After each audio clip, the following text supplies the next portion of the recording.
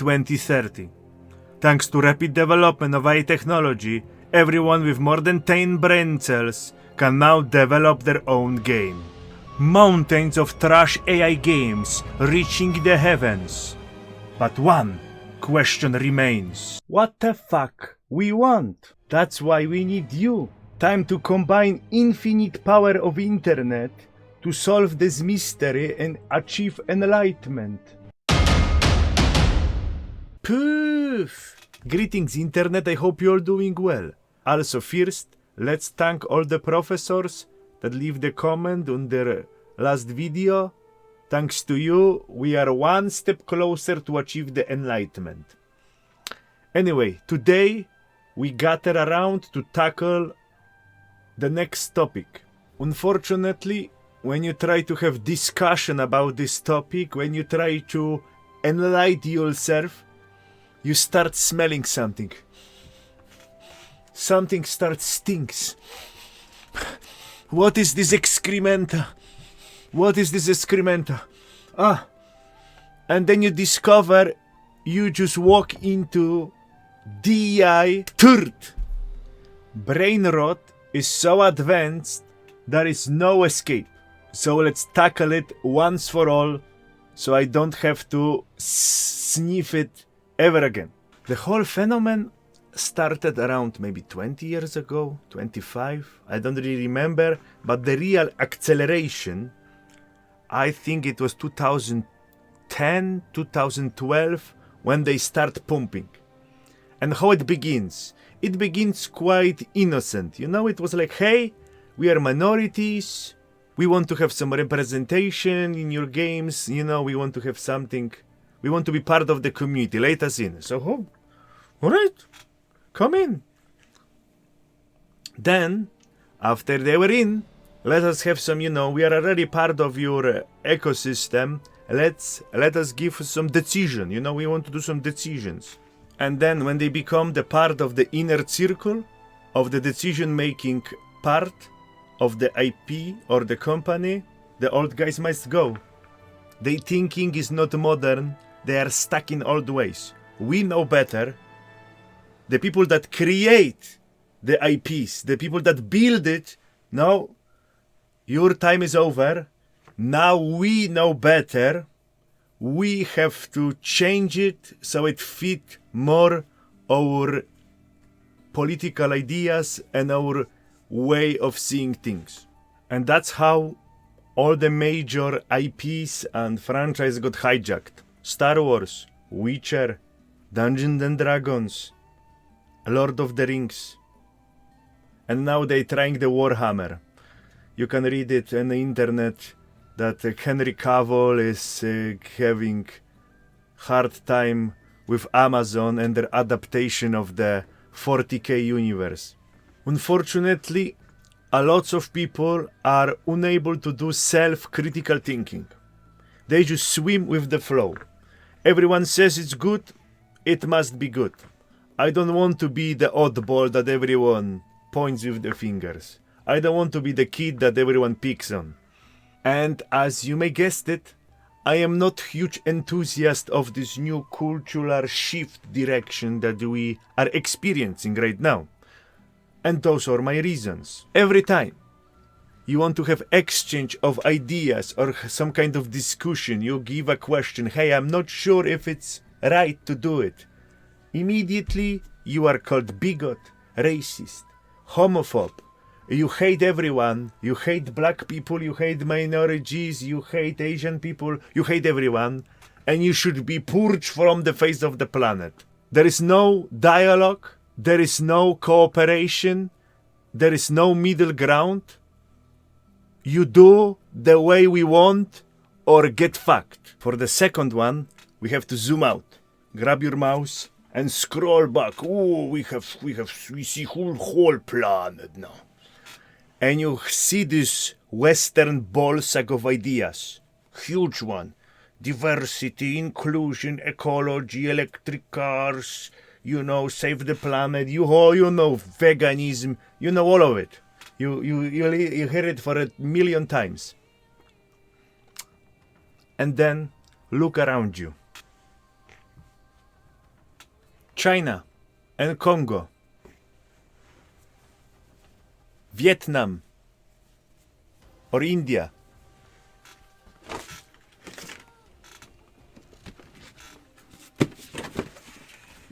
China.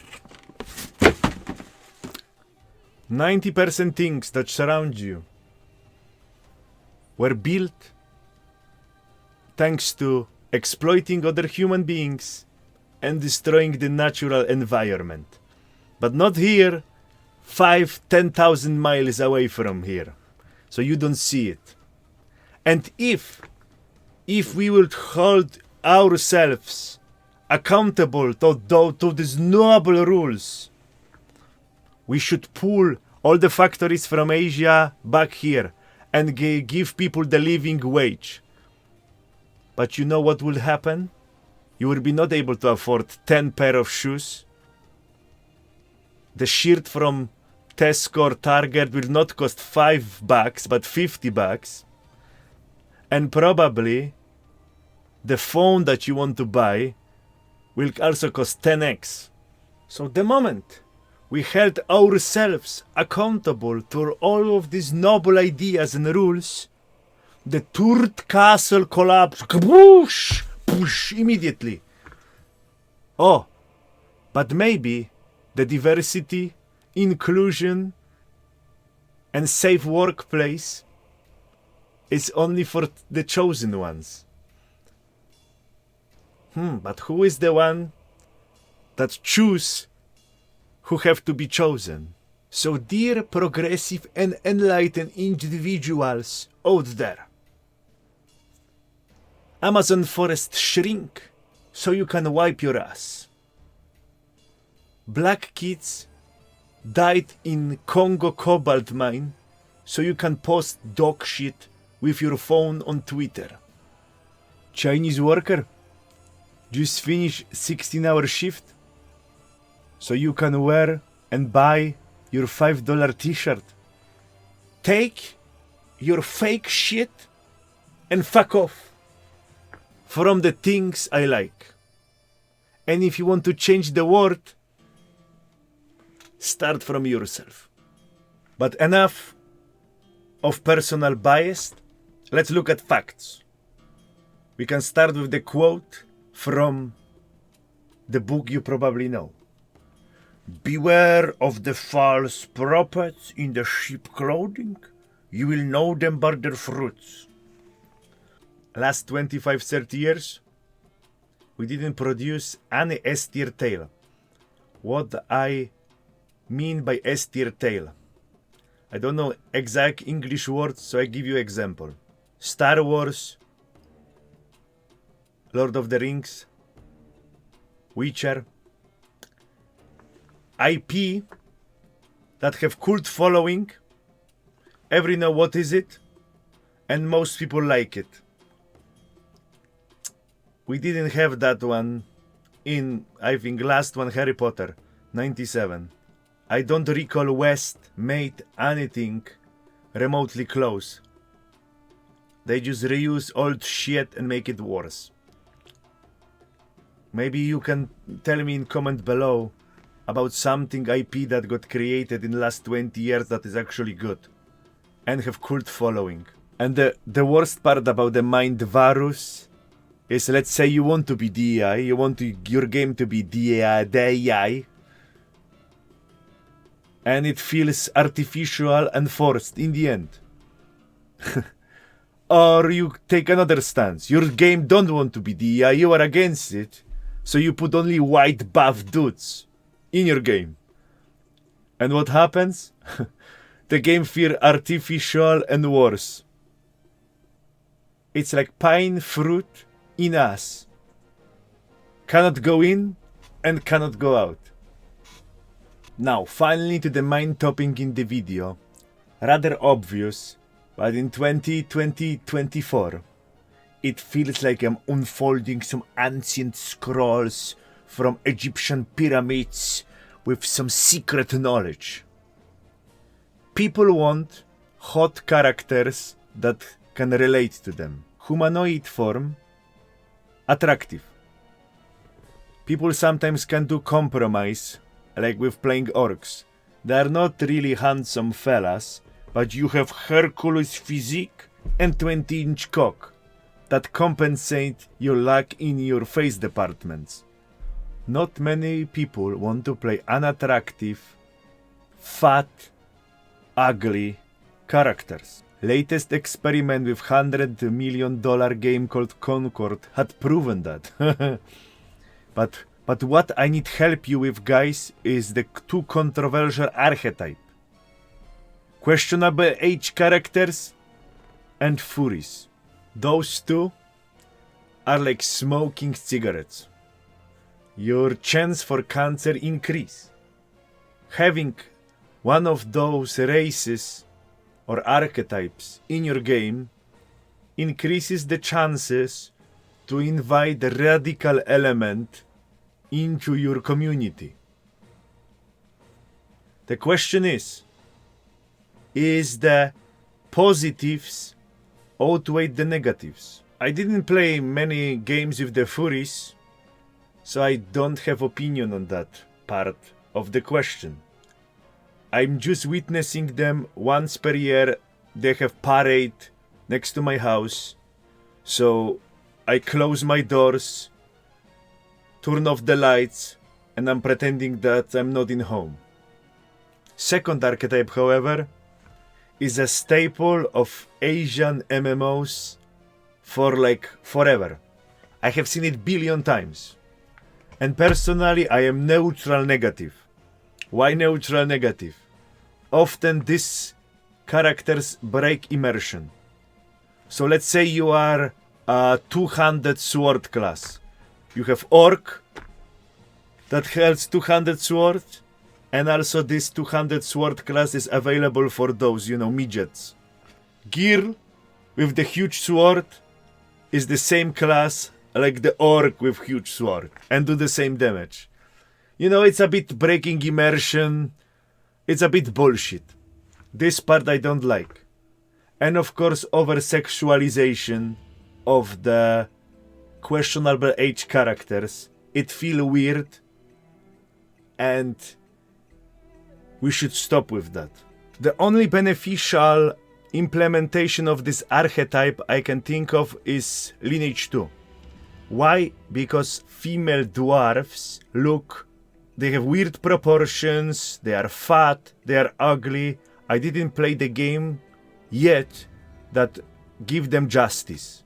So what the Lineage 2 did, they replace female dwarves with questionable age girls. And it actually works. The male dwarves was like old dudes, and you can see the female dwarves are like, young apprentices in blacksmithing. And it was less taxing to my eyeballs than your usual female dwarf design. Alright, professors, that's all I want to say today. Now it's your turn to make this video better. Go to the comment section and say what we need to do, how things should be done. Now, let's look on some comments from last week where we were discussing monetization and cosmetics. And let's see if they're gonna help us achieve next step in our evolution. You forgetting one thing. WoW 20 years ago was $15 for sub. 20 years after sub is still $15. Do you want to just sub-based game it? Would be $50 nowadays. Half true. Because you are forgetting about technical progression, my friend. Back in 2004, we got Pentium 4, 1 GB RAM, and 128 kilobit internet. Now, we have 20 times X that, or even more. 16 core, 32 core, 100 core machines are available. Internet, 100 meg. They are available to normal persons. Imagine what is available for companies now. So the infrastructure cost come dramatically down, and also there is not much human moderators left in Blizzard game. So machines doing it, and you don't need to pay machine hourly rate. So it's true, but not full true. we cannot take it one-to-one with inflation because there is more factors to it. In my humble opinion, if the GME has already subscription cost and UMSUT by expansions, then Cash Shop should not exist, or if people aren't happy, create $5 premium battle pass for people to get skins or etc. All in all, would definitely pay for Polish bobber skin, laughing face. True. I also think those are the best way to monetize the game. Unfortunately, I think subscription model is gone, never to see him again. It's just not enough monies for investors. Optional monthly sub. Sell advanced player housing and housing upgrades. Sell cosmetic skins that can only be worn in social settings, not combat.